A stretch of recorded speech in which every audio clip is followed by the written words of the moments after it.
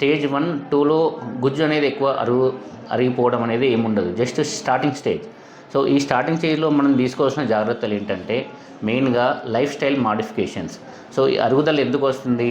ఎక్కువ ఈ గుజ్జు అనేది పైన రాపిడి ఎక్కువ జరగడం వల్ల మనకు నొప్పి అలాంటివి వస్తుంది.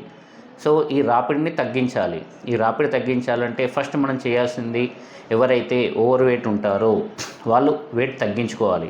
ఎప్పుడైతే మనం బాడీ వెయిట్ తగ్గుతుందో అప్పుడు మన మోకాళ్ళ పైన ఉండే ప్రెషర్ అనేది తగ్గుతుంది. దానిపైన ఉండే ఫ్రిక్షన్, రాపిడి అనేది తగ్గుతుంది.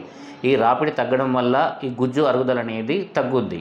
అండ్ సెకండ్, కొన్ని మాడిఫికేషన్స్ ఎలా అంటే కింద కూర్చోవడం మానేయాలి. కింద కూర్చున్నప్పుడు ఏమైందంటే రెండు మోకాళ్ళలో ఫ్రిక్షన్ ఎక్కువై అరుగుదల అనేది ఎక్కువైతుంటుంది. అలాగే ఇండియన్ టాయిలెట్ యూజ్ చేయడం మానేయాలి. అండ్ మెట్లు ఎక్కడం దిగడం తగ్గించుకోవాలి. ఇలా చిన్న లైఫ్ స్టైల్ మాడిఫికేషన్స్ తోటి స్టేజ్ 1, 2 వాళ్ళు ట్రీట్మెంట్ తీసుకోవచ్చు.